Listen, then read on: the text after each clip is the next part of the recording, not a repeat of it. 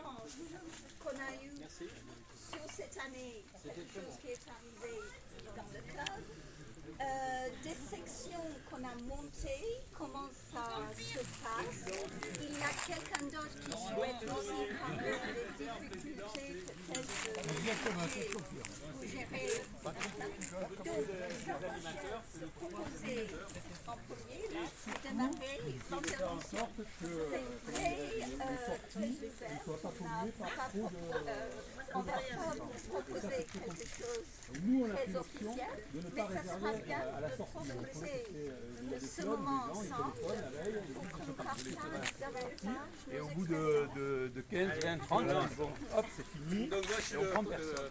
président du club Nous, on a Sailé, qui est un club d'Asquin. de ne pas partir sur ce postulat. On est un club qui a maintenant 20 ans là, depuis cette année. Bénévole, ça veut dire C'est un club, ils ont démarré 3 ou 4 copains avec leur épouse et puis ils veulent bien maintenant... venir à Biarritz, parce qu'ils veulent bien aller à Pau se former. Alors, Tu veux les envoyer c'est bien, ça fait plaisir parce qu'on se dit... J'en ai 4 qui me disent Ah, c'est mon épouse qui me sabote mon Je coupe pas, je Elle continue. m'a saboté mon arrivée, elle me sabote mon arrivée. Donc, en fait, on se retrouve à 200. Donc, la difficulté d'un club à 200, moi j'ai fait la formation c'est professionnelle quoi? pendant 40 ans. On est fiers parce qu'on a... Il faut que je refasse la formation à la fédération, à Paris, bien sûr. Ah ouais. On rigole. Président de la région, Jean-François j'ai dit, Solas. parce qu'on parlait de ça, de ce problème-là. Mais quand j'ai dit oui, que voilà, il y avait un club au Pays Basque, il n'a rien trouvé d'anormal. Non, mais moi non plus, je trouve pas ça Il n'a pas trouvé. Je croyais qu'il allait me dire, oh là là, c'est pas normal. Pas du tout. Il a dit, ben oui, mais ils font ce qu'ils peuvent. Notre Voilà. exemple, on a un club à Biarritz. Alors, il J'ai manque. lancé avant-hier à notre réunion. La VAE, c'est la validation des acquis d'expérience pour ceux qui ont travaillé dans le privé. Ça permettrait d'avoir une formation un peu plus allégée, qu'on pourrait verrouiller éventuellement avec un formateur du niveau fédéral, je ne sais pas. Mais ça serait beaucoup plus soft, et ça serait beaucoup plus engageant. C'est ce que tu as fait finalement. Tout à fait. Alors, comment. Ça c'est pour les formateurs, mais c'est excuse-moi, c'est la même c'est chose pour pour les les former. animateurs. Oui, bah Les oui. Alors, animateurs. j'ai On m'a raconté une l'autre question jour, un pour mec qui Jean-Pierre. était peloton de gendarmerie. Présidente du club de Sagis, Marche Santé. Écoutez la l'autre. Depuis déjà quelques années, nous sommes actuellement 50 licenciés, donc c'est un petit club. Et comme tous les clubs, j'ai des problèmes d'animateurs. Donc on tourne à 4 animateurs, tous ne sont pas formés. Et puisque la fédération dit que ce n'est pas obligatoire, c'est là où il y a une ambiguïté aussi, que ce n'est pas obligatoire d'avoir des animateurs formés, c'est exact. Mais la fédération, elle dit rien. Et non, mais oui, mais... C'est le juridique et le bon sens. Voilà, La loi, qu'est-ce qui est. En fait, la loi. Bon, moi j'ai été averti, donc moi en tant que président j'ai été averti pratiquement immédiatement par Michel, j'étais pas sur la randonnée, j'étais invité, j'étais donc averti par Michel. Il se posait la question d'avertir son mari qui lui était sur une autre randonnée, puisque nous le vendredi on sort avec 5 groupes. Est-ce qu'on l'avertissait de suite ou est-ce qu'on l'avertissait après? On l'a averti quand elle allait bien. Quoi. Exactement. Quand elle a repris connaissance. Donc ils l'ont averti, parce qu'eux ils étaient au contact, moi j'étais pas au contact. Bon, voilà. Après, moi j'ai eu à faire un rapport, à circonstancier le dossier. Bon, on a eu de la chance, puisqu'en fait, elle s'en est sortie. Elle a pas eu elle a des séquelles aujourd'hui encore. Ouais, Mais enfin, je veux dire, il n'y a pas eu de décès, il n'y a pas eu de choses. Bon, voilà. Moi, j'ai eu le rapport intéressant sur la formation, sur le fonctionnement, etc. Moi, l'expérience que j'ai au niveau de la fédération, c'est que la fédération, j'ai envoyé plusieurs courriers quand j'étais élu président, j'attends les réponses.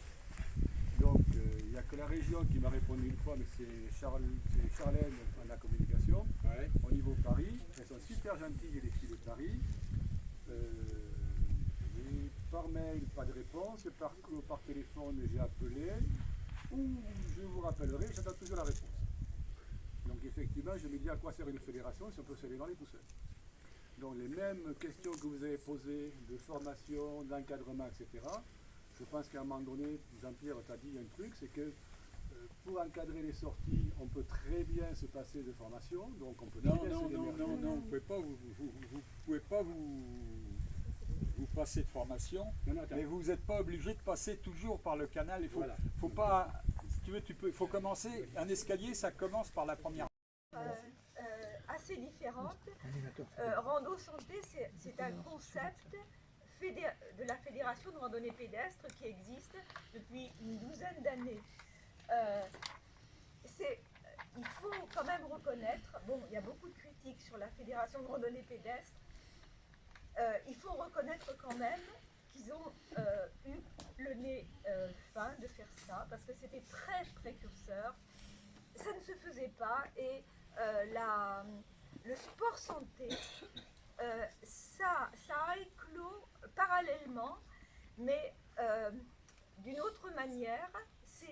C'est une autre façon de concevoir. En général, ce sont des formations PEPS qui sont... alors, c'était au départ que Rando Santé, et c'est devenu label santé. Label santé marche, donc rando, label santé marche nordique et label santé longe marche aquatique. Donc la Fédé a 3 labels santé qui n'ont pas du tout le même engagement physique. La rando santé, c'est un engagement physique de petit niveau, de balade, de conservation de sa personne au maximum. Souvent en bus. On a un site internet avec une page accessible au public et une page privée. Donc j'ai bien noté tout à l'heure les risques qu'on pouvait prendre en fonction de ce qu'on publie. Pas sur la page adhérente. Tranquille. Bon, donc on sort le jeudi et nous on sort en bus, ce qui veut dire qu'on doit être nombreux, faute de quoi, on ne peut pas payer le bus. Et ouais. Même en étant nombreux, on est déficitaire sur le budget bus. Donc il nous est arrivé de sortir jusqu'à 50. Ah oui. On a en plus, notre grosse lacune, c'est qu'on n'a pas beaucoup d'animateurs. On a 2 animatrices qui font ça depuis longtemps, Toujours les femmes, tu vois. qui effectivement ne souhaitent pas suivre de formation. Alors j'ai noté qu'on pouvait effectivement faire une validation des acquis. Donc c'est le président. Des compétences minimum requises, qu'on rappelle, qu'on s'assure bien qu'au niveau du règlement intérieur, toute la sécurité soit bien notée. Et il faut donc avec chaque animateur qu'on va donc nommer comme animateur interne, en plus, malgré tout, qu'on coche qu'il a bien les compétences, qu'il signe qu'il a bien lu le règlement intérieur et tout ça, que tout le monde est d'accord et que le conseil d'administration le reconnaisse. Je pense qu'il ne faut pas seulement qu'on l'écrive, il faut qu'on aille plus loin. La preuve, c'est que pour les brevets fédéraux, maintenant, il faut des prérequis. Et ben, il faut qu'on ait des prérequis qui soient déterminés.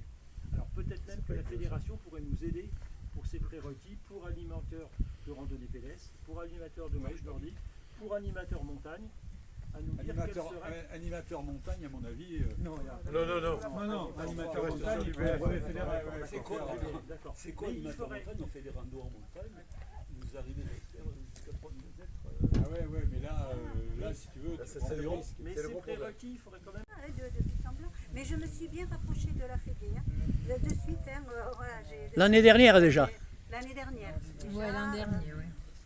Il y a beaucoup de choses à apprendre, c'est vrai. Mais moi, je pense que dans mon club, on a toujours fonctionné. Et ça fait quand même, ça va faire 30 ans qu'il existe.